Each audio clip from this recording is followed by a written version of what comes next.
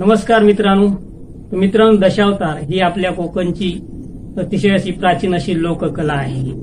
भगवान विष्णूच्या 10 अवतारांशी संबंधित पुराणातील कथावर आधारित असलेली ही लोककला कोकणी माणसाने अगदी शेकडो वर्षापासून आजपर्यंत तेवढ्याच प्रेमाने जपलेली आहे. आजच्या मोबाईलच्या जमान्यात देखील या लोककलेवर लोकांचं असलेलं प्रेम अजिबात कमी झालेलं नाही.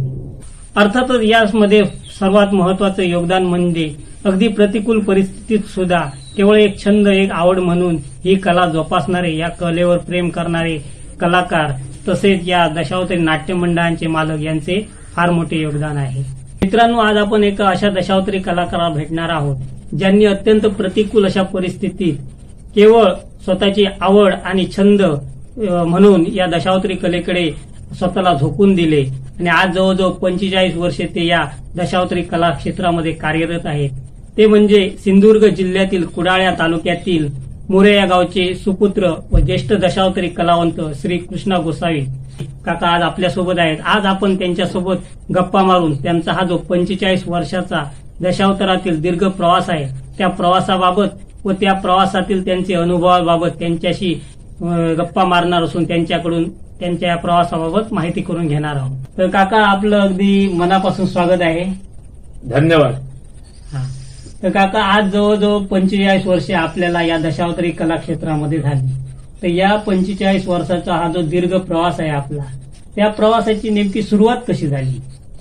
कारण या दशावतारातील प्रथम आम्ही मोऱ्या गावी प्रत्येक असे एक कला 10 लोक आम्ही गोळा झालो आणि एक दशावतारी नाटक आम्ही काढूया म्हणून आम्ही प्रथम विचार केलं आणि नाटक काढतेवेळी आमच्या गावातील अनेक लोकांनी आम्हाला सहकार्य केलं.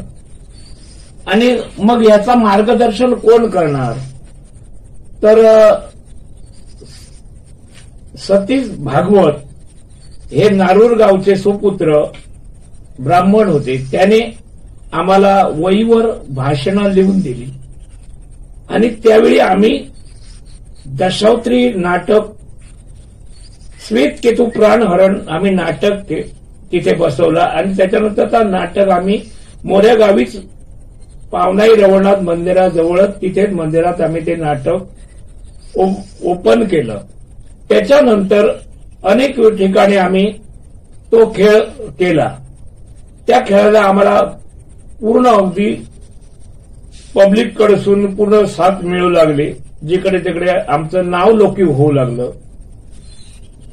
त्याच्यानंतर एका कंपनी मालकाने महादेवाच्या केरोड्या गावी आमचं नाटक होतं, तिथे आम्हाला एक मालक कंपनीचा भेटला. तो म्हणजे मालक नसून तो संचालक होता, धोंडी मानकर मानगावचे. त्याने आम्हाला आजगावकर दशावतार कंपनीमध्ये आम्हाला नेलं. आम्ही त्यावेळी 4 जण होतो. त्यांची नावं दिलीप पांचाळ, शंकर मोरिये, मनोहर गोसावी, मी स्वतः असे 4 जण आम्ही एका कंपनीत दुसऱ्या वर्षी तिथे गेलो. आणि काका, काय म्हणतो तुम्ही सर्वप्रथम गावामध्ये हे नाटकाची सुरुवात केली. हो. हे नारूर गावचे आपले सतीश भज्जी काका, हो, त्यांनी आपल्याला या दशावतारी कलेमध्ये सर्वप्रथम म्हणजे सुरुवात करून दिली. तेच आमचे पहिले मार्गदर्शक, म्हणजे प्रथम आपले मार्गदर्शक त्यांना म्हणू शकतो. मग या नाटकामध्ये जेव्हा तुम्ही सुरुवात केली तर तुम्ही कोणती भूमिका केली होती? त्यावेळी या नाटकातील मी शंकराची भूमिका केली होती. आणि त्याच्यानंतर आम्हाला पुढील मार्गदर्शन हवं होता म्हणून खलनायकची भूमिका करणारे तुळसूल गावचे तुकाराम गावडे याने आम्हाला इतर गोष्टीचं मार्गदर्शन केलं. म्हणजे लढाई कशा कराव्या, लंगार कसा नाचावं, पाऊल कसं टाकावं, ह्या मार्गदर्शन आम्हाला तुकाराम गावड्याने आम्हाला दाखवलं. मग आता तुम्ही मगाशीच म्हटल्याप्रमाणे की महादेवाचे केरवडे या ठिकाणी तुम्ही गावात जे नाटक बसवलं होतं ते नाटक सादर केलं आणि त्या ठिकाणी तुम्हाला हे मानकर म्हणून आहे त्यांनी पाहिलं आणि मग त्यांनी आपल्याला या आपल्या कंपनीमध्ये हे ठरवलं. हो, तिथून मग तुमची म्हणजे आजगावकर दशावतारामध्ये आपली निवड झाली. म्हणजे आपली सुरुवात आजगावकर दशावतार नाट्य मंडळातून झाली. होय होय, आजगावकर दशावतार नाट्य मंडळातूनच आमची कंपनी या संदर्भात आमची वाटचाल चालू झाली. मग या कंपनीमध्ये तुम्ही एकाच वेळी किती जण म्हणजे 14 जण एकाच कंपनीमध्ये एकाच कंपनीमध्ये आम्ही 14 जण होतो. मग या कंपनीमध्ये तुम्ही किती वर्ष काम केलं? या कंपनीमध्ये आम्ही एकच वर्ष पहिलंच काम केलं. त्याच्यानंतर दुसऱ्या वर्षी मी पार्शेकर दशावतार कंपनीकडे माझा ठराव झाला. दुसऱ्या वर्षी मी पार्शेकर दशावतार कंपनीमध्ये हे केलं. तदनंतर तिसऱ्या वर्षी चन्वणकर दशावतार नाट्य मंडळात मी तिसऱ्या वर्षी गेलो. पण तीनही कंपनीतील मी खलनायकचीच भूमिका केली, इतर तर मी भूमिका केलेल्या नाही. म्हणजे खलनायकाची भूमिका ही आपली प्रामुख्याने आपण ही भूमिका साकार करायची. खलनायकची भूमिका. मग या खलनायकाच्या भूमिकेबरोबरच इतर कोणत्या अशा भूमिका आपण कधी केल्या नाहीत? इतरही वेळ प्रसंगी कसं असतंय, वेळ प्रसंगी काहीतरी अडल्यानंतर इतरही भूमिका साकाराव्याच्याच लागतात. मग अशा कोणत्या भूमिका आपण केल्या? कारण राजपाट असतो, एखाद्या वेळी ब्राह्मणाची भूमिका असते किंवा इतर काहीतरी कॉमेडिंग असते. त्याच्यामुळे त्याही गोष्टी साकाराव्याचा वेळ प्रसंगी त्या कराव्या. कारण कसं आहे, 8 ते 9 कलाकार कंपनीमध्ये असतात.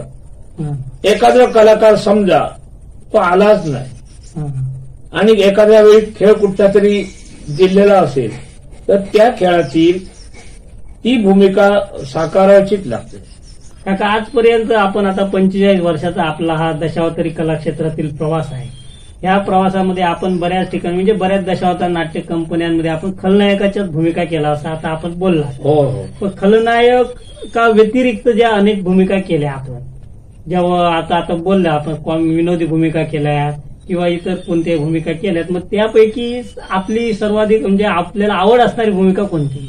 कारण सर्व भूमिका जरी आम्ही खलनायकच्या केले तरी त्यात एखाद्या कलाकाराची अशी आवड असते की एखादे सॉंग करतेवेळी ती भूमिका करते तो मनपूर्वक अगदी करतात. तशा माझी अगदी आवड, मी हनुमंताची भूमिका करतेवेळी मी देहभान विसरून अगदी ती भूमिका साकार करतो आणि ती अगदी मनपूर्वक अगदी एवढी अगदी मी मनसोक्तपणे त्या भूमिकेत देहभान विसरून जातो. म्हणजे हनुमंताची भूमिका ही देखील आपल्याला अगदी मनपूर्वक आवडते, आवडीची अगदी. कारण वालावकर दशावतारमध्ये जेव्हा कॅसेटी काढल्या त्यात मायाजालमध्ये मी हनुमंताचीच भूमिका केलेली आहे. त्याच्यानंतर अनेक वेळा कारण मोरेश्वर दशावतार नाट्य मंडळातील द्रौपदी वस्त्रहरणात दुशासनाचीच भूमिका मी केली, इतर भूमिका केलेल्या नाही.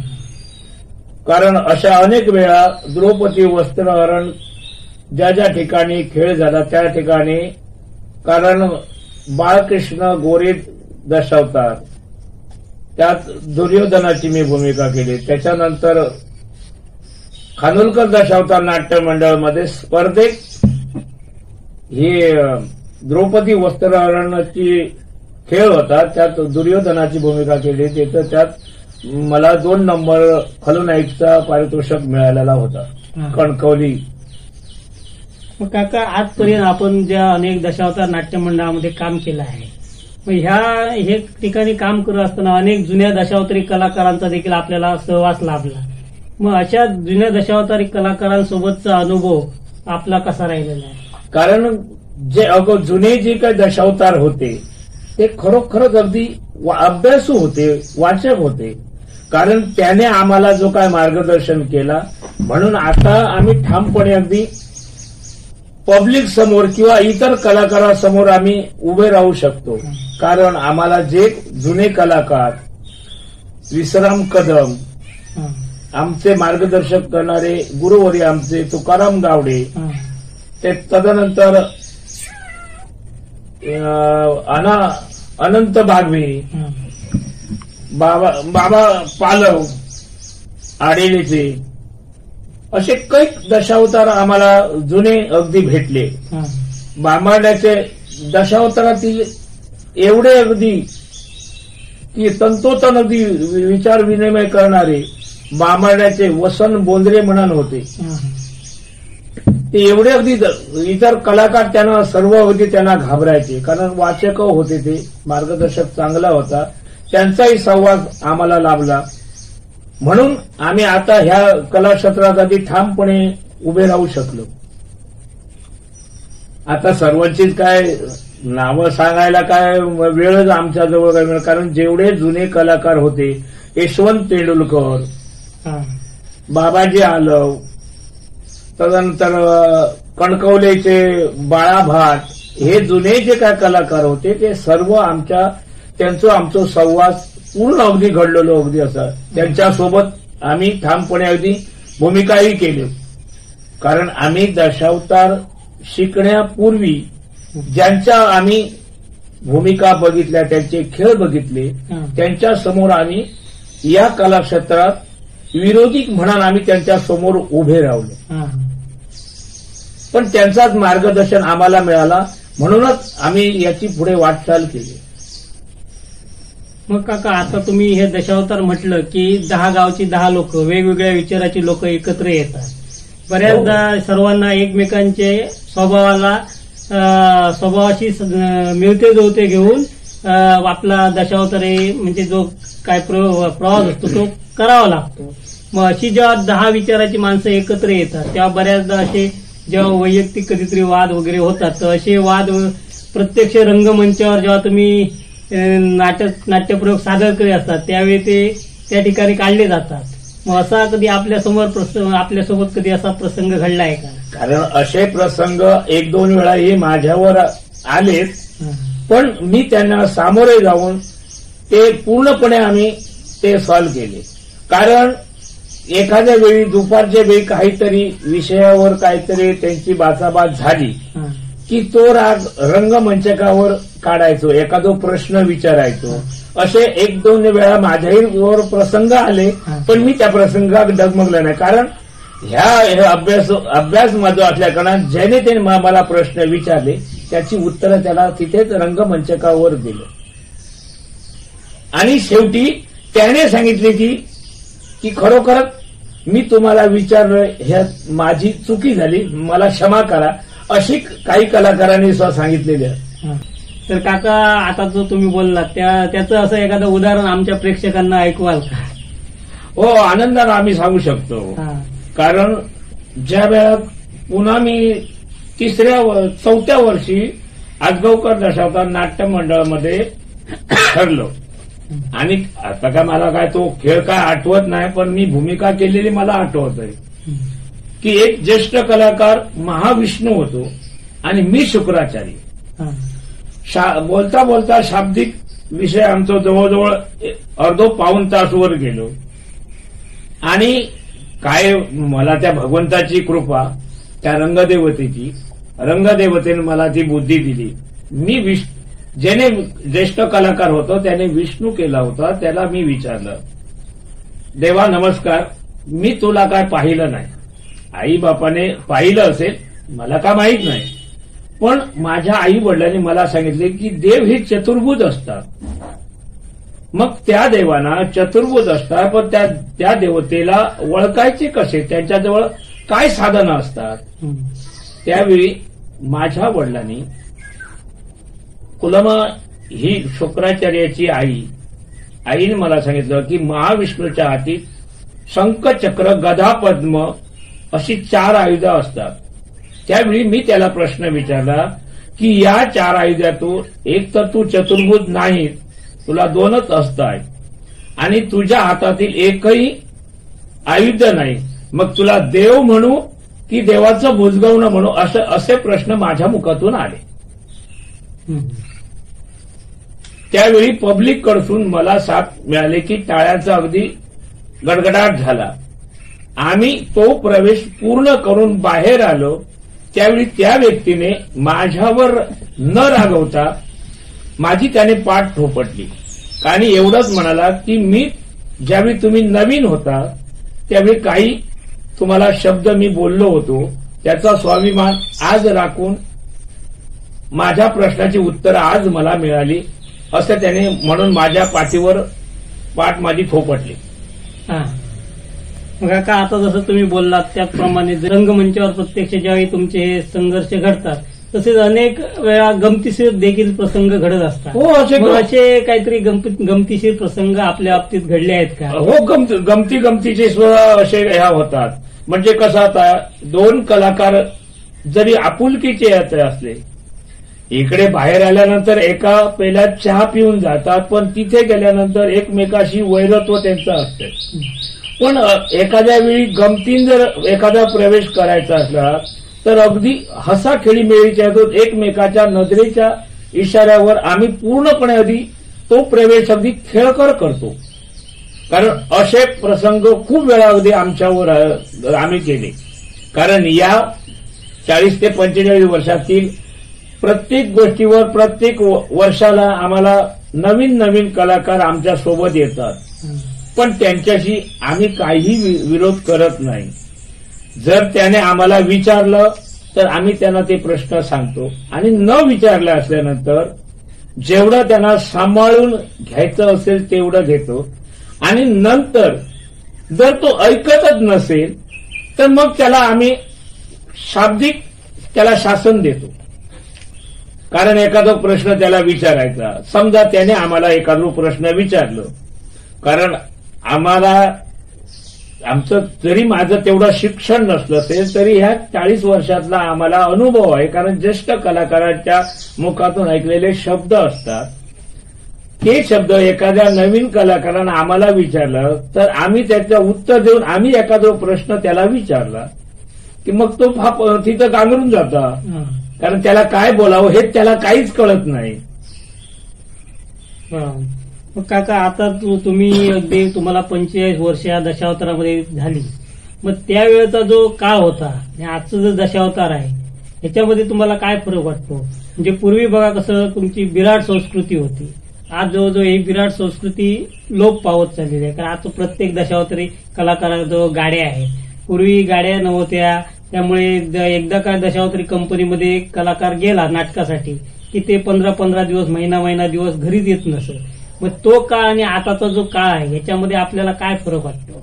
कारण पूर्वीचा काळ आणि आताचा काळ यात खूप जमीन आसमानचा फरक आहे. कारण आम्ही ज्यावेळी 95-90 साली, कारण त्यावेळी कोणा मालकांजवळ काय गाड्या नव्हत्या. 10-15 किलोमीटर अंतर चालत जायचा.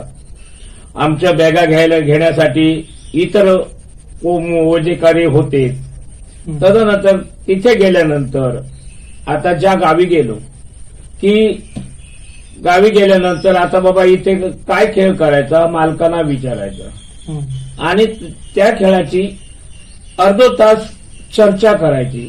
कोणी भूमिका काय करायची, कोणती भूमिका कोणी काय करायची, अशा प्रत्येक वेळोवेळी आम्ही त्या गावी गेल्यानंतर मालकांना विचारतो. आणि अजूनही आम्ही मालकांना विचारतो ज्या जागेवर गेल्यानंतर मालक खेळ काय करायचा.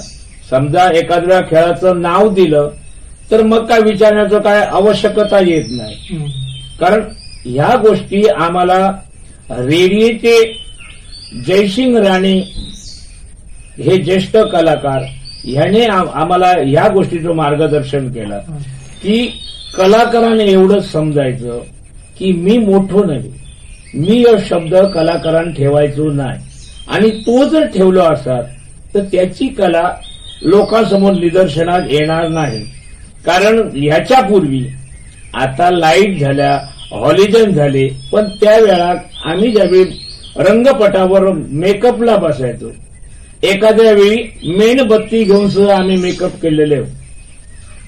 आणि त्यावेळी रॉकेलच्या बत्त्या होत्या.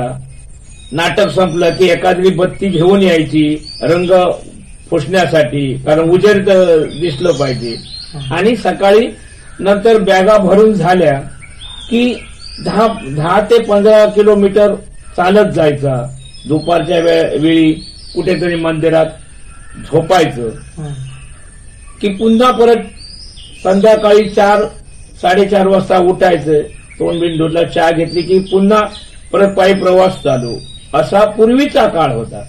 आणि आताच्या ह्या दशावतारातील प्रत्येक कलाकाराजवळ गाड्या झाल्या. कारण एखाद्या वेळी आता नवीन कलाकार असे आहेत, कारण आम्ही सुद्धा आता त्याच आम्ही काय आम्हाला त्यांना दोषण देतो अशातला प्रकार काही नाही.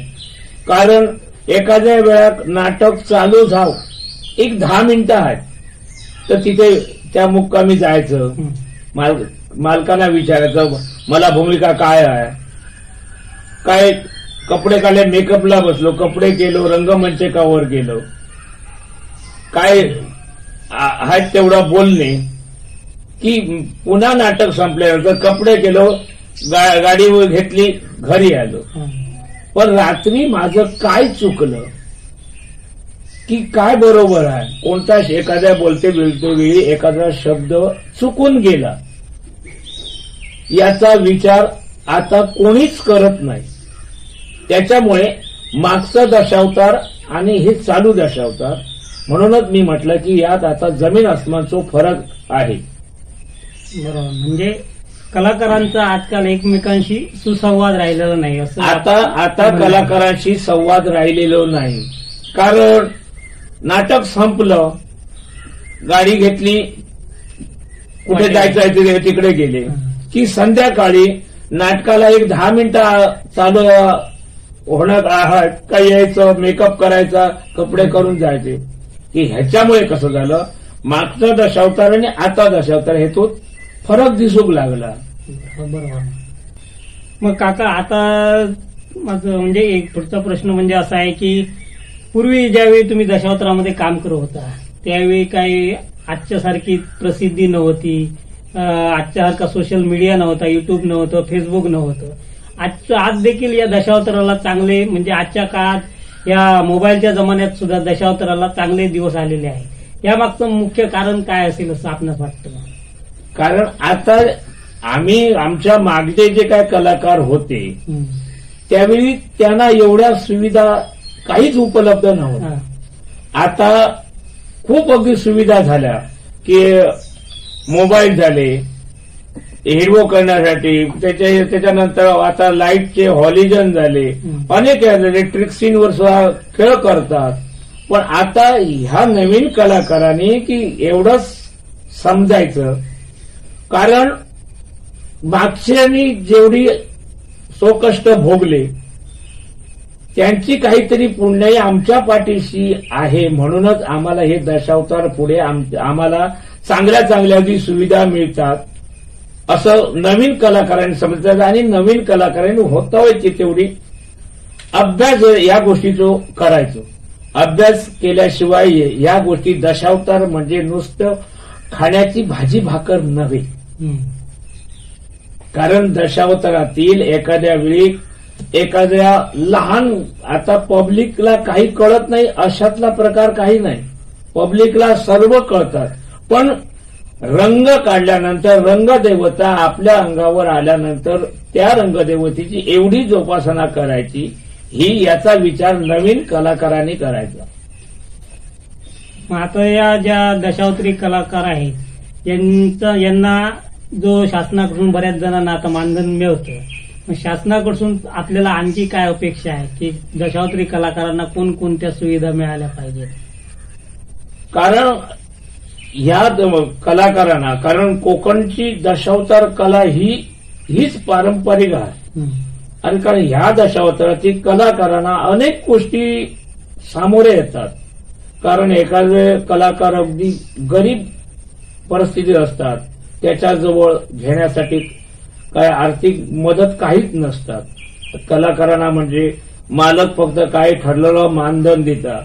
कलाकारांनी स्वतःच्या कलाकाराला तो स्त्री भूमिका करू नये की खलनायची की राजपाट असू दे, त्यांना स्वतःचा देव स्वतः आपल्या पैशाने सजवतो लागतो.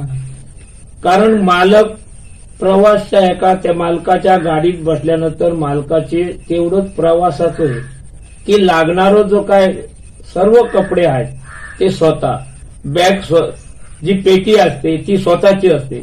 म्हणजे साऱ्या गोष्टी स्वतःच अगदी कलाकाराला त्या घ्याव्या लागतात. कारण याच्यामुळे कसं आता की याच्यामुळे जो कलाकारांना मानधन जे काय मालक देतात तेवढे पुरेसे काय होत नाही. आता म्हटलं असा तर एका सोंगाच्या एका संपूर्ण ड्रेस घेऊन गेला असतात तर अगदीच नाही म्हटलं तरी 15 ते 20 हजार रुपये टोटली अगदी खर्च होतो. कारण हे आम्ही जे काय कपडे वापरतो याचा घरी उपयोग काही होत नाही. बरोबर. काहीच उपयोग होत नाही. ते झाल्यानंतर नुसते असे कुंटीला टांगून ठेवले जातात. काही घरी वापरायलाच मिळत नाही. ज्यावेळी नाटकाला जातो त्यावेळीच ते कपडे वापरले जातात. आणि ह्या नाही म्हटलं तरी वर्षाला आम्हाला अगदीच काय नाही म्हटलं तरी 10 ते 15 हजार रुपये तरी आम्हाला वर्षाला अगदी खर्च येतात कपड्यांसाठी. कपडे आहेत, रंग स्वतःचा, मेकअप करतो तोही आम्ही स्वतःच करतो. आम्ही दुसऱ्या जवळून मेकअप करून घेत नाही. आणि जे कलर हवे असतात ते आम्ही स्वतः आमच्या पैशानेच ते खर्च आणतो आणि त्याच्यानंतरच ते वापरतो. कारण अशा अनेक गोष्टी घ्यायला लागतात. शासनाजवळून आता आम्हाला 2250 रुपये आम्हाला मिळतात महिन्याला. शासनाने आम्हाला सांगितलं की अनेक वेळा आम्हाला आश्वासन दिलं की या तुमच्या मानधनात आम्ही वाढ करणार. आता ह्या गोष्टीला 8 ते 9 वर्ष झाली पण आम्हाला आमच्या मानधनात अजून काही 1 रुपये वाढ झालेलो नाही. पण या गोष्टीचा शासनाने विचार करायचा. कारण कलाकार कोणत्या परिस्थितीत असतात, किती त्याला सोकष्ट भोगावे लागतात. कारण शासनाने प्रत्यक्षात बघितलं असेल किंवा काही जे मान्यवर आहेत तेही आमचे परिचयाचे आहेत.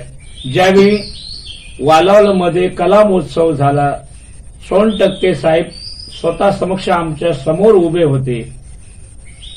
त्याने स्वतःच अगदी त्याने बघितली कलाकाराला किती सोकष्ट भोगावे लागतात ते. शासनाला खरोखर आमची देखील विनंती आहे की या दशावतारी कलावंतांची जी खंत आहे की त्यांना मिळणार जे मानधन आहे त्यामध्ये वाढ करण्यात यावी, तर शासनाने याचा नक्कीच विचार करावा. तर पुढचा प्रश्न काका आपल्याला आहे की आज जे नवीन तरुण या दशावताराकडे वळत आहे की त्या दशावतारी कलाकारांना म्हणजे नव्या पिढीला आजच्या आपण काय मार्गदर्शन करा? नवीन जे काय कलाकार आहेत या क्षेत्रात दशावतारी कलेत ज्याने पदार्पण केलं त्या नवीन दशावतारी कलाकाराने याचा पूर्णपणे अभ्यास करायचा. जुने जे ज्येष्ठ कलाकार आहेत त्यांना एका असे प्रश्न विचारायचे, त्यांच्याजवळ माहिती घ्यायची. आणि आता हे नवीन जे कलाकार आहेत ते काय करतात की कोणाला विचारत नाही, कोणाचं मार्गदर्शन घेत नाही. असं या नवीन कलाकाराने करायचं नाही.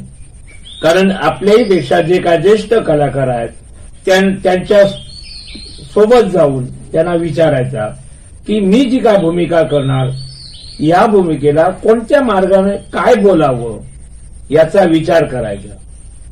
नाहीतर आता जे काय नवीन कलाकार आहेत ते काय करतात की मला आता भूमिका कुठची आहे की म्हटल्याने की मोबाईल घेतल्याने मोबाईलवर टाकल्याने मग या भूमिकेशी काय बोलावं एवढंच माहिती. आणि एखाद्या समजा ज्येष्ठ कलाकारासमोर तो नवीन कलाकार उभा राहिला आणि त्यातले काही खोचक प्रश्न असतात. त्याने जर त्या ज्येष्ठ कलाकाराला विचारलं की ज्येष्ठ कलाकार आहे तो कोणत्याही तऱ्हेचे त्याला उत्तरही देणारच. उत्तर देऊन त्याने जर एखादा प्रश्न विचारल्यानंतर यांना काही बोलावं हे काही कळत नाही. या नवीन कलाकारांनी याचा अभ्यास करावा, ज्येष्ठ कलाकाराचा मार्गदर्शन करावा. आणि ज्याप्रमाणे आम्ही आमच्याही पेक्षा जे काय ज्येष्ठ कलाकार होते त्यांची मर्जी आम्ही संपादन करून आणि जशी या कलेची जोपासना केली तशीच नवीन कलाकाराने या कलेची नम्रपणे अगदी जोपासना करावी, कलेशी अगदी नम्रपणे राहावे अशी या नवीन कलाकारांना माझ्या मुखातून अगदी नम्र विनंती. खरोखरच काकांनी एक सुंदर असा सल्ला आजच्या नवीन कलाकारांना दिलेला आहे. काका, खरोखर आपण आपल्या 45 वर्षाचा दीर्घ जो कालखंड आहे आपला या दशावतार लोककलेतील, त्याचे आपले अनुभव आपण या ठिकाणी व्यक्त केला आणि आपला बहुमूल्य वेळ या ठिकाणी आमच्यासाठी दिला. त्याबद्दल मी आपला कोकणी माणूस या आमच्या युट्यूब चॅनल तर्फे आभार मानतो आणि येथे थांबतो. धन्यवाद.